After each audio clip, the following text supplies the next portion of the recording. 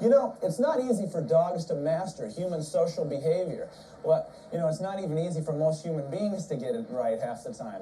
When you use this program, make sure that you're not skipping ahead and going on to something you're not ready for. It's important to do it step by step, just like you see it on the tape. That's the way to properly socialize your dog and be a totally responsible pet owner.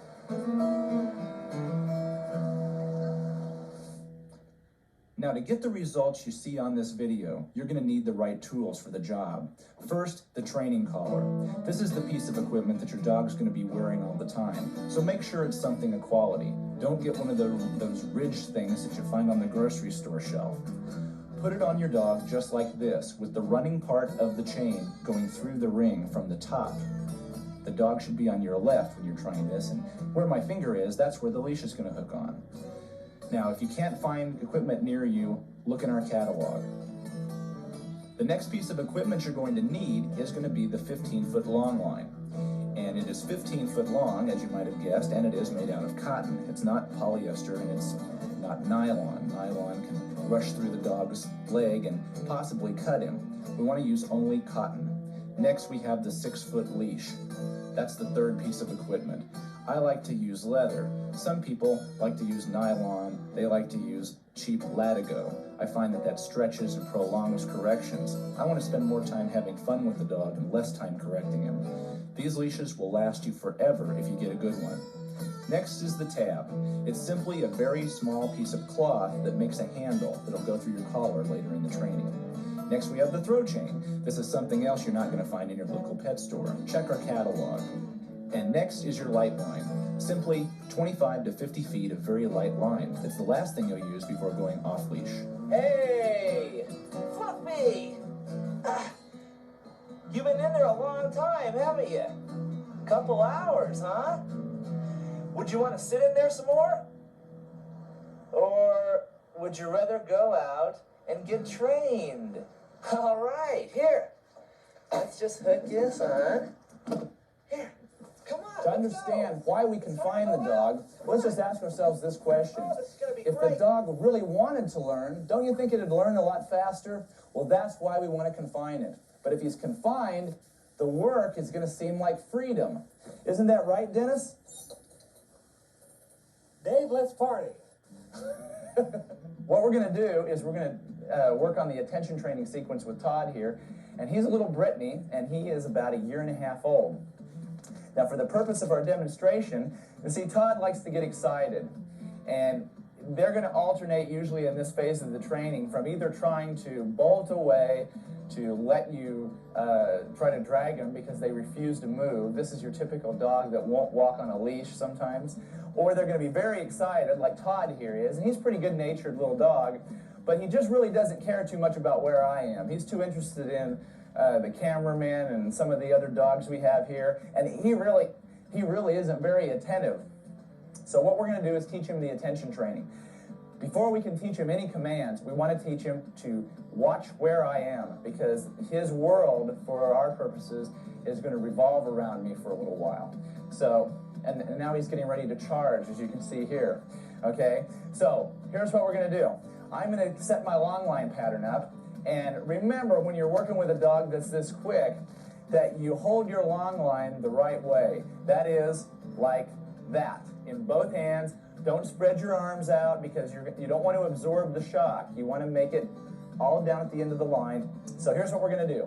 I'm going to begin to move in my long line pattern, and Todd here is going to learn that he can only get so far away from me before his freedom has a little bit of a string attached, okay? And here we go. My long line pattern is going to consist of a square that's 50 to 75 feet at a side. For those of you that aren't going to go out and measure, that's between 20 and 25 paces. Notice also how I'm going to walk my pattern. I don't want to look at the dog, talk to the dog, or pet the dog. I just want to walk. And the only way I can fail this exercise is if I stop before I get to my corner. What's going on out here? Okay, now that wasn't too unpleasant. Now, if I'd have been standing right over him trying to jerk him along with me, he might have got some kind of a bad association about me. We want to wait for his attention to stray at each corner before we start walking again. That was a bad turn for Todd. But you see, he doesn't really blame me for it. Not like I'm getting mad at him for anything. Here and let him get distracted. 2 to 3 minutes to let your dog's attention lag. Remember, if he doesn't realize you're moving away, he'll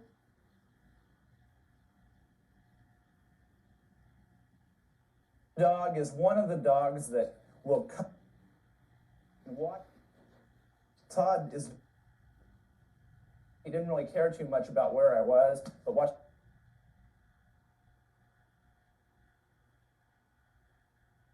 I noticed that he starts to gravitate closer to my legs because he's figured out that if he stands there looking at something else and he doesn't know that I leave, I can actually get far enough away that he'll get caught by that line.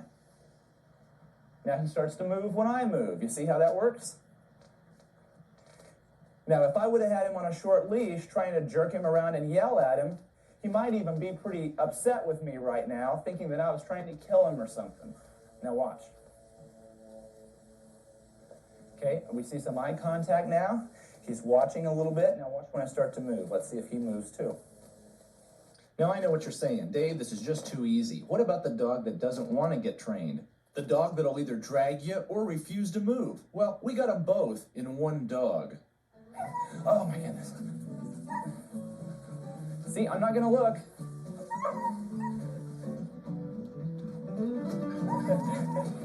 Oh my God. Just like that.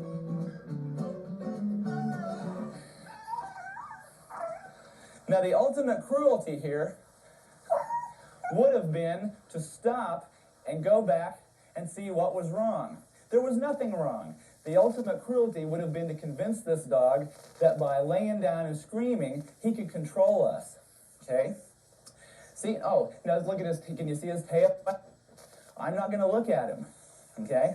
I'm gonna get ready to walk again. Now, until he understands what we're doing, he may protest or even cry a little bit. It's kind of like my first day of school. I cried until lunch. That was my freshman year. And you're taking charge of things, and you'll notice a change immediately. This type of behavior, here we go, should put an end to all of those, or to those of you who think that your dog is undergoing some kind of emotional trauma, because 10 minutes ago, he was trying to convince us that somebody stapled his tail to the ground. And now, he's fine. He's not finding that it works with me because I won't look down. Oh, what was that? Now Flint changes strategies. He's really trying to get me now, watch. Now, see, hey, really trying to get some attention. After this is over, I'm going to the hospital where this dog and I will be surgically separated. Now, if your dog behaved this way, and he would walk with you just like this in the park, most people would think he was trained. Now, we've spent our 20, 25 minutes out here doing these patterns with a few minutes rest at each separate corner. One of the things that we have to make sure that we do in order to get this lesson deep down into his skinny little brain is that we can't erase the effects of it by trying to apologize to him for trying to teach him something after we get done. And what I mean by this is the common practice of, after obedience class, stripping the leash off of your dog, clapping your hands, and trying to get him to go crazy and celebrate being done with it.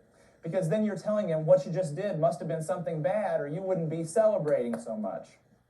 I'm going to let go of the line. The dog doesn't know that I've let go because my attitude's not going to change to, where is he? I'm going to stay just as confident, just as relaxed.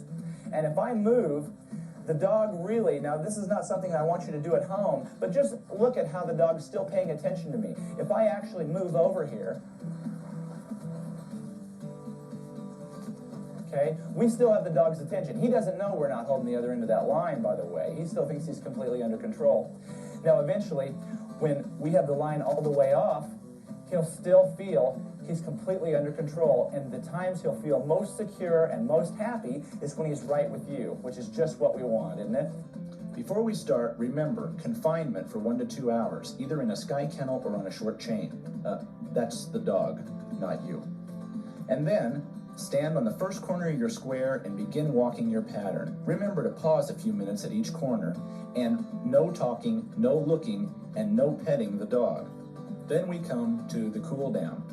Drop the line and spend a few minutes just standing relaxed. Don't worry that the dog's going to run off. You can always step on the handle if he gets too boisterous. And return home. This one you might want to write down. But when you get there, make sure you leave the dog alone for a little while, at least an hour before feeding or playing with him. We want the dog to think that we're more interesting than all the distractions he could see. How do we do it? We make them less attractive. The way we do that is every time the dog decides to go for a distraction, he gets something unpleasant. And remember, we're not